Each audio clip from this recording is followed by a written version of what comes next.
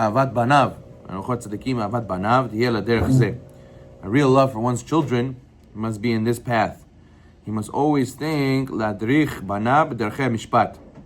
To guide his children the path of justice, teach them the manner of serving Hashem.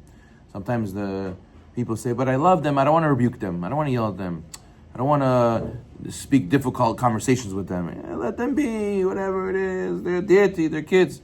Person has to know that if you really love them, King Solomon says, what? King Solomon says, thank you. King Solomon says, choshech shifto, soneh beno. Person who withholds the rod from his son, means the rod doesn't always mean hitting. Rod means difficult conversations. You tell him, you rebuke him. You tell him difficult words.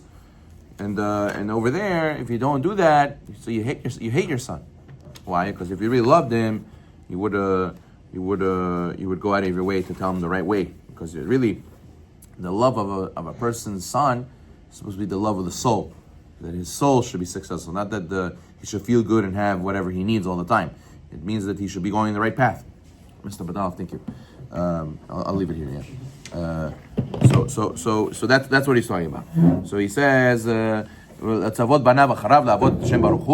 that you should make them follow the ways of Hashem and avoid Hashem. Shneimar av lebanim yodia al el amitecha. As it says, you shall make them known to your children and your children's children.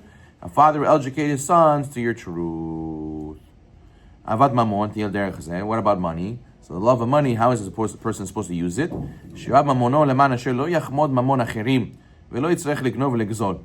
love of money should take form loving one's own money. You should love money, but not love your own money, not other people's money. You should be able to say, I want only my money, I don't want to steal or rob, I don't want to be constrained to accept charity. A person should always make business, that we shouldn't need to beg other people for parnasah, right? And he should be willing to give his money to others. As it says, a person has to, use his money to clothe and feed the poor, strengthen God-fearing Talmidei Chachamim. And you have to realize, the more wealthy you become, it's supposed to be the wealthier you become, the more free time you have, right? Because usually when a poor person doesn't have a choice, he has to go to work. He's not going to be able to pay the bills today. But a guy who's more wealthy, it should make sense that he should have more time. And the opposite. The Pirkei Avot says, if you don't take care of your wealth properly, marbe nechasim, marbe daga, the more property you have, the more worry you have, more anxiety you have. And you see very wealthy people extremely busy working all day. Oh, I have more money now. You don't understand what kind of projects I need to be involved with. You don't understand. I have no time. The Gemara says that one of the Tanaim in the Gemara, I think it's Rabbi Yochanan, he used to have 80 ships and thousands of employees, and he had hundreds of cities, meaning huge enterprises that his parents inherited to him, and he still was busy all the. Could be. I'm not sure. Could be, but he was so busy. He had the biggest excuse to be running all these businesses, and he says, "No, I'm not wasting my time with that. I'm just going to be busy with Torah." And they ask him, "What? How are you going to do that? Who's going to pay attention?" Don't worry, Hashem will make me successful. Who says that when I'm at work and I'm busy yelling at the employees, everything should go the right way? There could still things that happen the wrong way.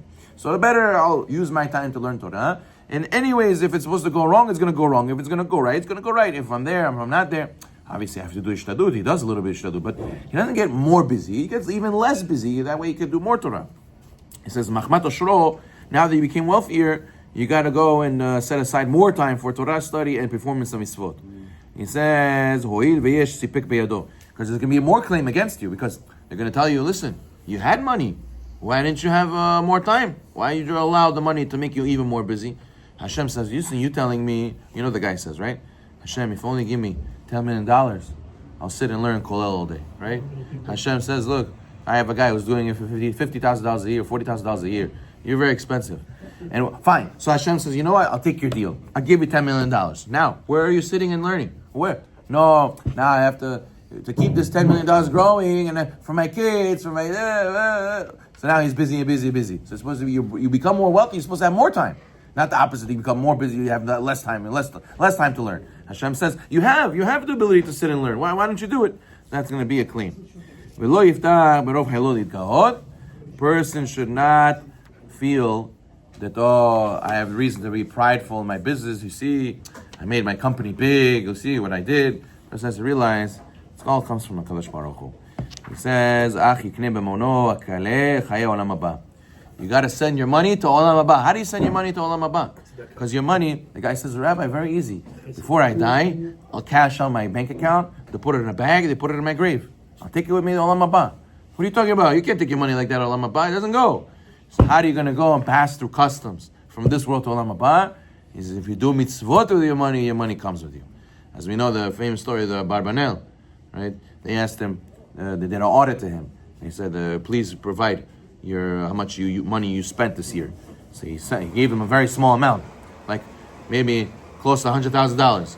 They said, that's it. You get a huge salary. You spend way more than this in 1 year. He said, no, this is really my money. Meaning, this is the money I gave to Zakah this year.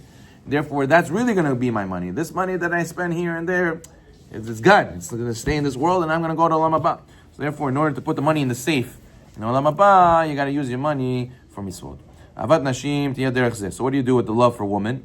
We said last time that it's very difficult to deal with. A person has sometimes he can fall in love so much with women that he does chas v'shalom sins, and also it's very hard for him to tell his wife what to do, because his wife will go against his directive or his prerogative, and listen, I don't want to fight with my wife, I want to be in good terms, I love her very much, it's okay, just like by his kids, all right? He doesn't want to tell them off. He says, person has to realize what's great considerations about your wife. She rescues him from sin, and she keeps him from promiscuity, right? A person who doesn't have a wife, usually he starts looking in the street to get some attention in these matters, right? A guy who doesn't have proper relationship with his wife, and therefore he suffers, and he doesn't have where to take care of his Yetzer Hara, so he looks at random places to take care of his Yetzer Hara. So therefore he says you have to realize that your wife saves you from sin, and saves you from ugly situations by getting involved in ni'uf, in promiscuity in the street. And there, it does also mekayem pruvu. She helps him do the great mitzvah pruvu, and megadelet banav, and she raises your children. And that's the reason why a person should feel tremendous love for his wife. He shouldn't feel tremendous love for his wife because she's beautiful, she always looks like a supermodel, she's always, she's always the apple of my eye. That's all lust. This is the real reasons why a person should love his wife. He has to look at how she prepares his meals. She always takes care of the household needs, and she pushes you to learn Torah, to do mitzvot. And that's the way it's a ozeret lo. She ends up helping him to do mitzvot. She's like his other half. As opposed to, chas v'shalom, if you don't have zechut, what does she do? Opposite. Oh, you're going again to learn Torah? Again night Seder? What about me? What? I'm chopped liver, I'm sitting home like a hen all day. What, I don't leave the house, you don't take me here, take me there. What is that? So she gets upset and they goes learn Torah. Again, you have to wake up early. You leave in the middle when it's dark outside. You come home when it's dark outside. Well, I'm all alone over here. What is this? Now you have to go siyum. Now you have to go mincha arvit. I need help with the kids. What are you doing? You're leaving me alone with the kids. Oh, now you have to keep kemach yashan. I'm not allowed to buy these noodles. I have to return everything because of you. And I cannot have Cold Stone now because Chalav Yisrael. I cannot have Haagen-Dazs, and I cannot have this meat. All of a sudden, the meat for Bach is not good for you anymore. She goes crazy. She's always against him, fighting him, right? And forget religion, even not religion. He says, I want to go with my friends. No, you're not going with your friends. You can't leave me. Or she says, I want the kids to go to this school. No, you're not going to that school. This school, I want them to be like this. I want them to be like that. Chas Shalom, she could block him from every angle. He could bump heads over about everything. And the question is why?